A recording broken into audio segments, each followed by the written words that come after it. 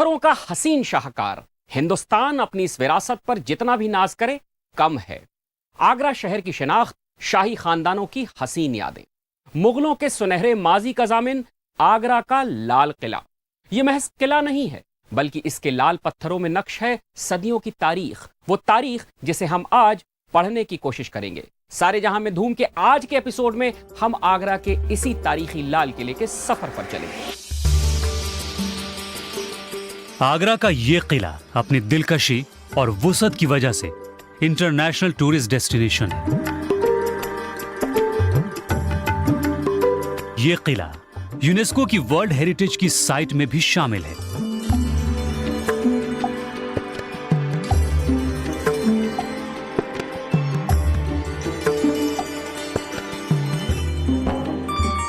ये लाल पत्थरों का शाहकार है।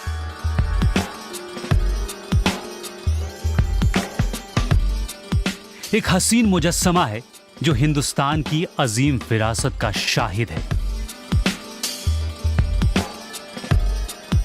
यह किला तकरीबन 3 किलोमीटर के दायरे में फैला हुआ है।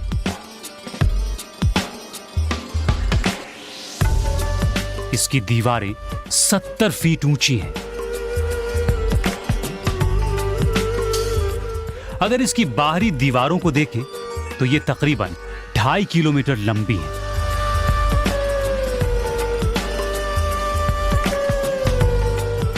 इस तारीखी इमारत की तामीर को 400 साल से भी ज्यादा का अरसा गुजर गया।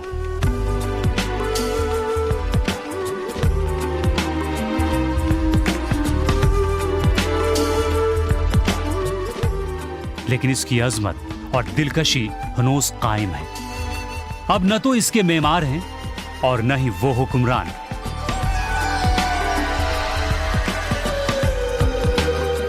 लेकिन अपने अहद की तारीख अपने सीने में पोशीदा किए हुए है ये इमारत। आगरा किला अकबर ने अकबराबाद के नाम से इस किले को बनाया था। एक तो ये कि इसमें पहली बार रेड सैंडस्टोन का इस्तेमाल हुआ है किले की दीवारों में। इसके पहले रेड सैंडस्टोन का इस्तेमाल किले की दीवारों में नहीं हुआ था, तो सुरक्षा की नज़र से बनाया नहीं गया था। इसको रिहाइश की नज़र से बनाया गया था, जिसमें बाद में शाहजहां ने इजाफा किया। शाहजहां ने संगमरमर के जितनी इमारतें हैं उसमें मस्जिद, मोती मस्जिद है या दीवान ख़ास है या मुसम्मम बुर्ज है, ये उसमें शाहजहां ने इजाफा किया था। मुगलों की आमद से पहले इस किले में राजपूतों की हुक्मरानी हुआ करती थी और उस जमाने में इसका नाम बादलगढ़ था। लेकिन जब सिकंदर लोधी ने आगरा को अपनी रियासत का मरकज बनाया, तब से ही इस किले में तामीरी तब्दीलियां शुरू हो गई। लेकिन सबसे अहम तब्दीलियां शुरू हुई मुगलों के अहद में। ज़हीरुद्दीन बाबर ने सबसे पहले इस किले को वसी किया और यहां एक हवेली की तामीर भी करवाई।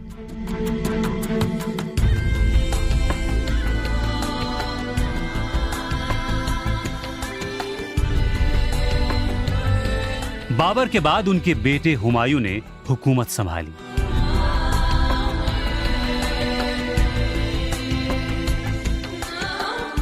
ये वो दौर था जब शेर शाह की नजर हिंदुस्तान की हुकूमत पर थी।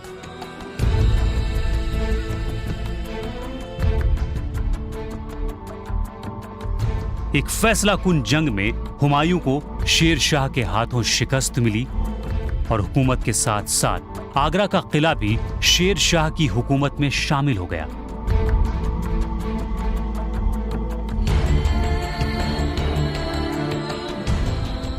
वक्त एक बार फिर मुगलों पर मेहरबान हुआ और 1555 ईस्वी में हुमायूं को एक बार फिर हिंदुस्तान का तख्त हासिल हुआ।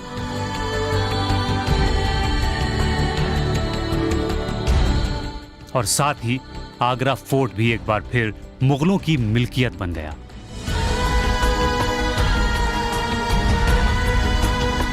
हुमायूं फतह हासिल करने के बाद इस किले को और भी वसी करना चाहते थे और इसे आलीशान बनाना चाहते थे।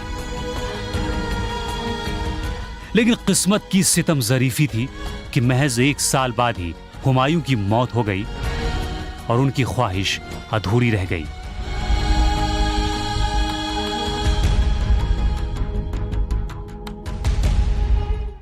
हुमायूं ने जब अपना शहर दी पनाह बनाया तो उसके बाद 1555 में उसने ये तय किया कि अब दिल्ली से आगरा शिफ्ट करना। वहाँ न्यू कंस्ट्रक्शंस हुए, फोर्टिफिकेशन नए सिरे से हुआ और आधे से ज़्यादा सामान दी पनाह से आगरा जा चुका था। हुमायूं इस इंतज़ार में था, चूँकि वो एस्ट्रोलॉजी में बिलीव करता था और वो अपने उमरा के साथ शेर मंडल के टेरेस पे बैठकर वीनस का राइज देख रहा था। और जब वो नीचे आया तो वहीं बराबर की जो मस्जिद है शेर शाह की, उसमें अजान हो रही थी, तो उसने बैठने की कोशिश की। उसका पैर पोस्तीन में उलझा और वो नीचे गिर गया और उसका इंतकाल हो गया। तो जाहिर है कि उसके बाद फिर आगरा अकबर के ज़माने में ही कैपिटल दोबारा से बना। हालांकि अकबर ने भी आगरा के बाद फतेहपुर सीकरी, उसके बाद लाहौर और फिर दोबारा फाइनली आगरा को अपना कैपिटल बनाया। अबुल फजल ने अपनी तारीखी किताब अकबरनामा में लिखा है कि अकबर से पहले यह किला बेहद मखदूश हालत में था। यह मिट्टी का एक खस्ता हाल किला हुआ करता था, लेकिन अकबर ने इसकी हालत बदल दी। निहायत ही हुनरमंद कारीगरों और मेमारों की मदद से यह किला बेहद आलीशान हो गया और इसकी शक्ल ही बदल गई। अंदर से यह किला ईंट का बना हुआ है, लेकिन बाहरी दीवारों को लाल पत्थरों से बनाया गया है। इसकी तामीर में 4000 मजदूर लगे थे, जो दिन रात 8 साल तक पत्थरों को तराश कर एक आलीशान किला बनाने में मशगूल थे और उनकी मेहनत का फल सन 1573 में लाल किला की सूरत में सामने आया। लाल पत्थरों की एक बेहतरीन इमारत बनकर तैयार हो गई। हुमायूं के बाद हिंदुस्तान की हुकूमत उनके बेटे अकबर के हाथों में आई और अकबर ने हुमायूं के ख्वाब को पाया तकमील तक पहुंचाने का जिम्मा उठाया। अकबर ने आगरा को अपनी दारुस्सल्तनत बनाने के साथ साथ इस किले को हुकूमत का मरकज बनाया। अकबर के अहद में मुगल सल्तनत की बुनियाद काफी मजबूत हुई।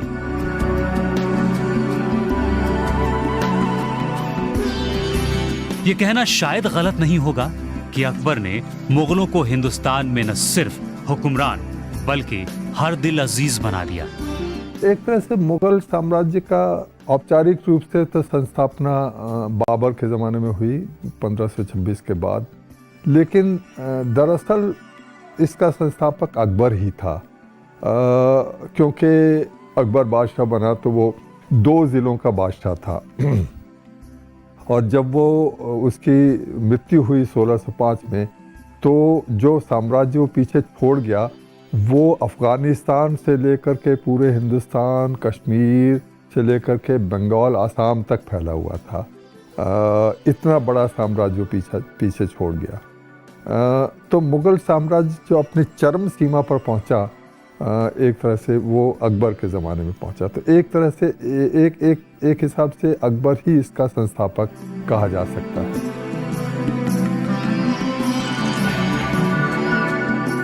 औरंगजेब के ज़माने में ये किला और भी वसी और बुलंद हो गया। हिफाजत के मद्देनजर औरंगजेब ने किले के चारों तरफ 70 फीट ऊंची दीवारों की तामीर करवाई।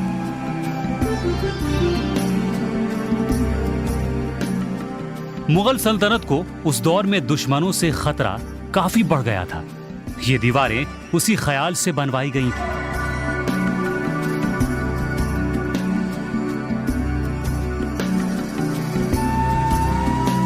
किले के अंदर दाखिल होने के लिए 4 दरवाजे हैं। जो दरवाजा दरियाए जमुना के किनारे खुलता है वो है हिजरी दरवाजा।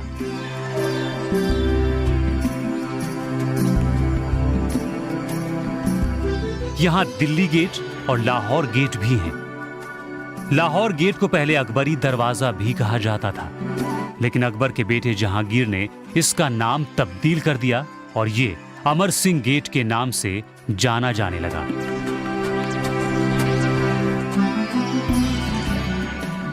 मौजूदा दौर में ये दोनों नामों से मशहूर है।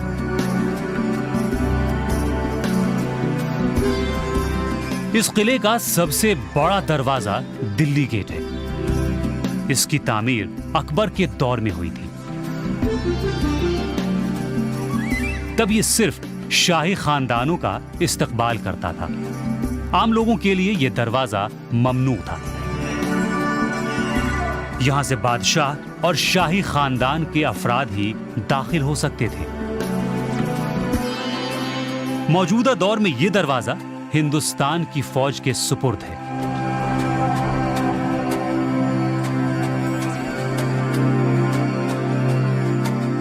यहां फौज की छावनी है।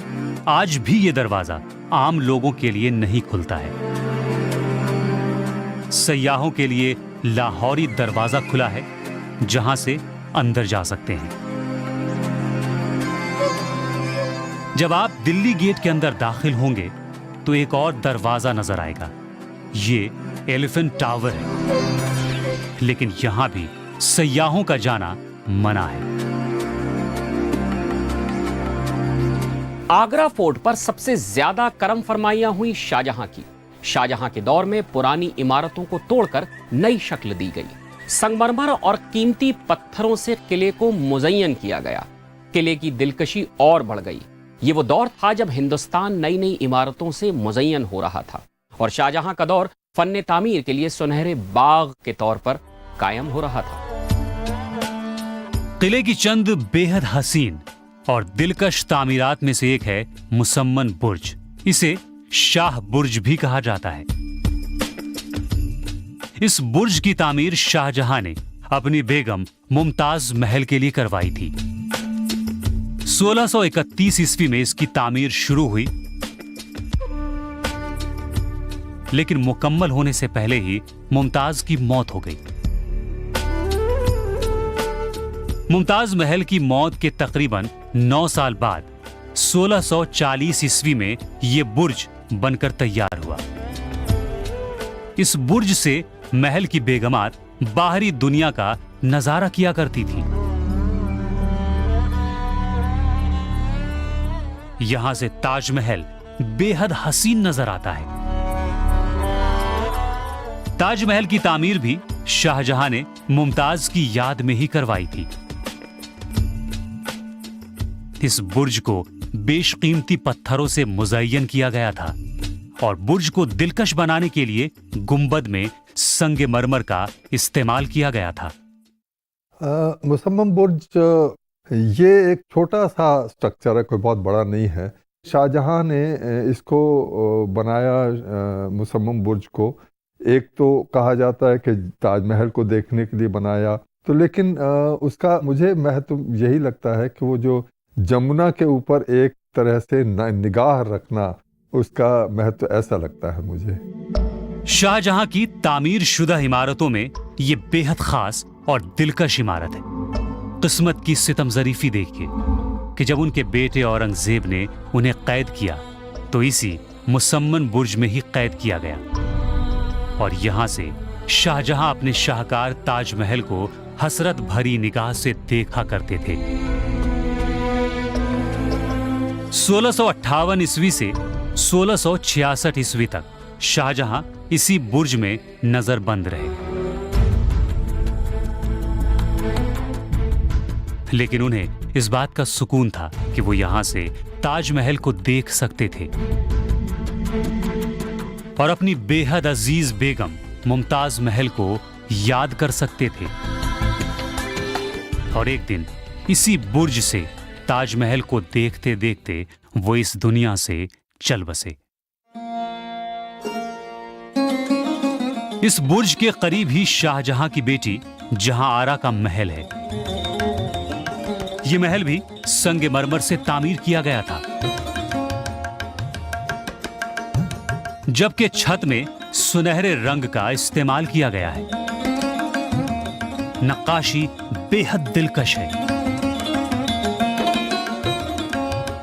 इसकी ज़ेबाइश हर आने वाले को अपनी तरफ खींचती है।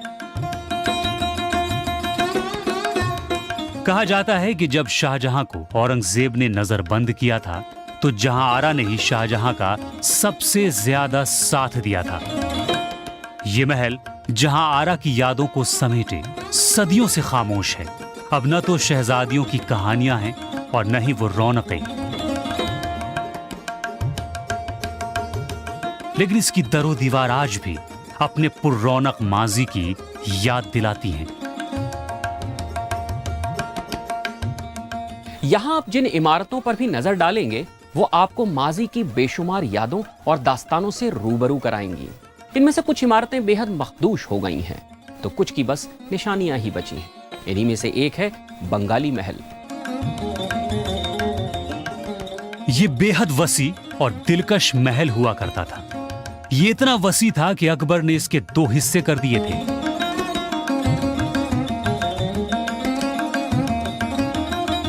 एक का नाम अकबरी महल और दूसरे का नाम जहांगीरी महल रख दिया था।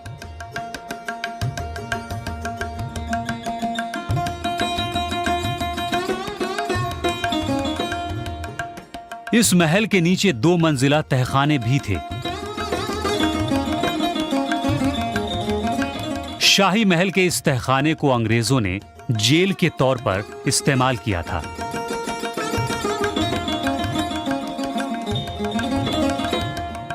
अकबरी महल में शहनशाह अकबर जोधाबाई के साथ रहा करते थे। आज न तो अकबरी महल है और न ही अकबर और जोधा, लेकिन तारीख के सफ़हों में उनके नाम जरूर दर्ज हैं।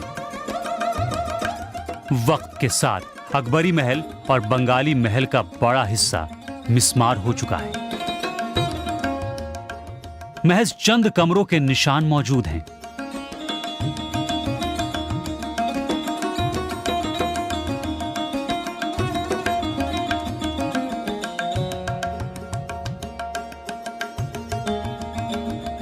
और बाकी के कमरों की जगह अब सहन ने ले ली है। लेकिन महल के नीचे तहखाने वाला हिस्सा आज भी मौजूद है। आगरा फोर्ट के कई हिस्से हैं, चूँकि मुग़ल बादशाहों ने अपने अपने तौर पे उसमें एडिशंस, पहला पार्ट अकबर के ज़माने का है जो कि बहुत एलाबोरेट है, और फोर्ट का जो रोबस्ट कैरेक्टर है वो अकबर के ज़माने का है। फिर उसके बाद जहांगीर ने एडिशंस किए उसमें, जो जहांगीरी महल और दूसरे बिल्डिंग्स के नाम से जाना जाता है। इसकी सबसे बड़ी ख़ासियत यह है कि इसमें मार्बल का यूज़ किया गया। तो मार्बल के यूज़ से आपको पता चल सकता है कि बाद के एडिशंस कैसे हुए हैं। इसी तरह के एडिशन शाहजहां के ज़माने में भी हुए। अकबरी महल का नामो निशान तो मिट चुका है, लेकिन जहांगीरी महल के निशान अब भी बाकी हैं। लाल पत्थरों से बना ये महल आज भी बेहद हसीन नजर आता है। इस महल का डिजाइन एक बंगाली माहिर तामीर ने किया था और इसी वजह से इसे बंगाली महल कहा जाता है। अकबर ने इस महल की तामीर अपनी राजपूत बेगमों के लिए करवाई थी, इसलिए इस महल में राजस्थान, गुजरात और मालवा की झलक देखने को मिलती है।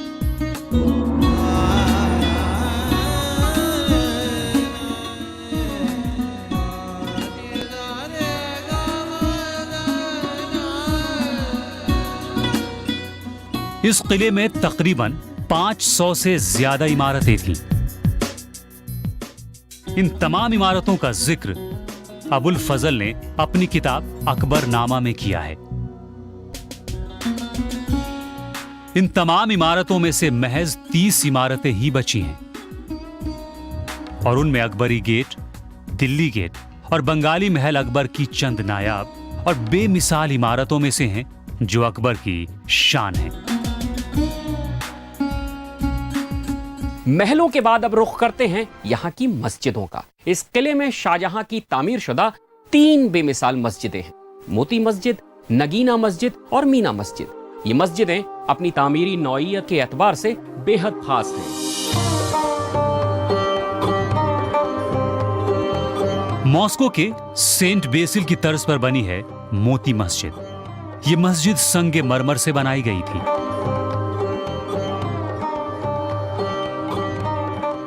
इस मस्जिद की सबसे खास बात इसमें सेंट बेसिल के गिरजाघर की झलक। ये बात इस मस्जिद को दीगर मस्जिदों से इनफरादियत बख्शती है।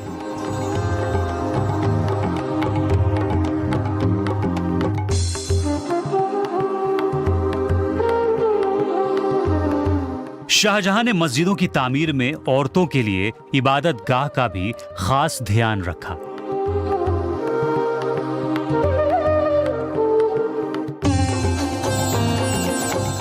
औरतों के लिए एक अलग इबादत गाह बनवाई। नगीना मस्जिद में औरतें इबादतें किया करती थीं।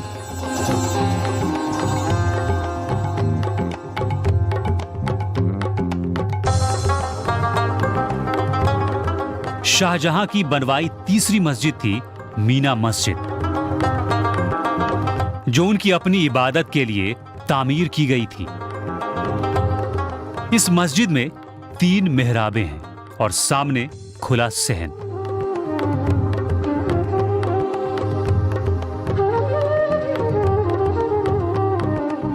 कैद के दौरान अपने आखिरी दिनों में भी शाहजहां इसी मस्जिद में नमाज अदा करते थे।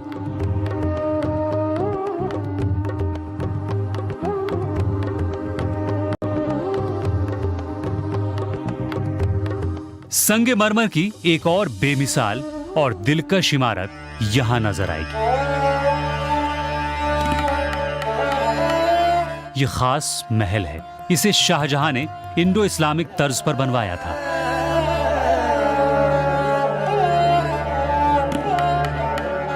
यह फन तामीर का एक नादिर नमूना है।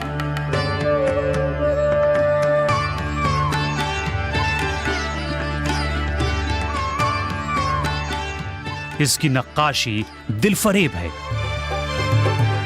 खास महल में मुमताज महल के लिए एक खास कमरा भी बनवाया गया था।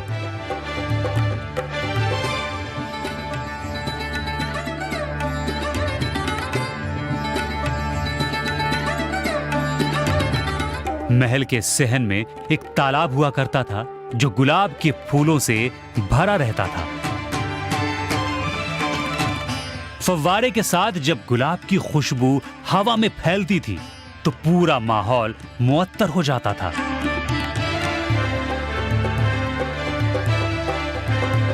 इसी महल के सामने निहायत ही खूबसूरत अंगूरी बाग है।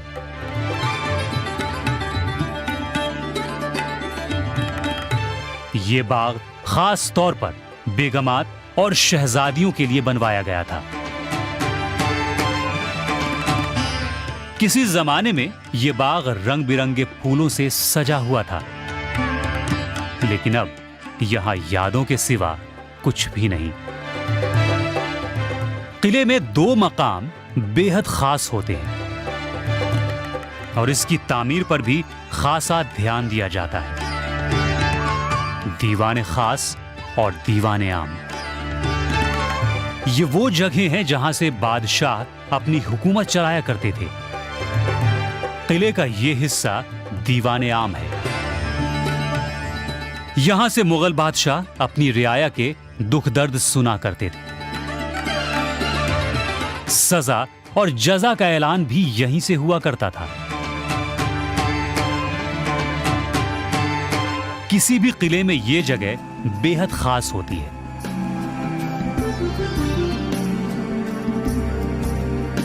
किसी जमाने में यहां मशहूर तख्ते ताऊस रखा गया था।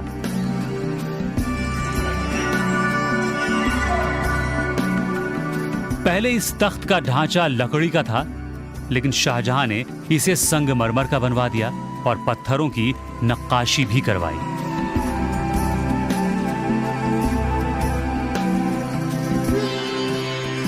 ये जगह दीवाने खास है। यही बादशाह अपने वजीरों के साथ सलाह मशवरा किया करते थे। हुकूमत के अहम फैसले यहीं से लिए जाते थे।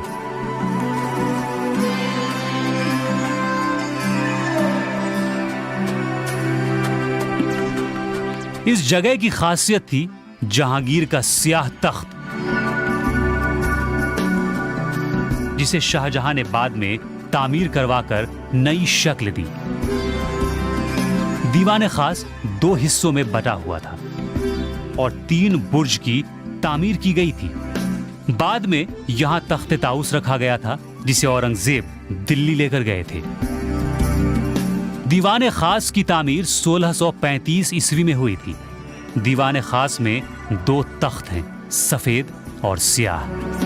एक संगमरमर का बना हुआ है तो दूसरा स्याह पत्थर का। कहा जाता है कि स्याह तख्त की जगह पर कभी जहांगीर का महल हुआ करता था। दीवाने खास की सबसे बड़ी दिलकशी ये थी कि उसे सोने और चांदी से मुज़य्यन किया गया था, जबकि उसकी दीवारों और खंभों पर बेशकीमती पत्थरों से नक्काशी की गई थी। बेशकीमती पत्थर तो अब रहे नहीं, लेकिन वो हुस्न और ज़ेबाइश यादों में जरूर महफूज है। मुगलों की इस विरासत पर हिंदुस्तान जितना भी नाज करे कम है। ये वो हसीन इमारत है जो मुगलों के खूबसूरत माजी को हर आने वाली नस्ल से रोशनास कराती है।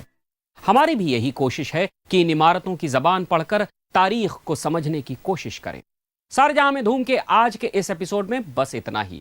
अगले हफ्ते एक और इमारत और उसकी तारीख से रूबरू होंगे। तब तक के लिए इजाजत दीजिए। खुदा हाफिज।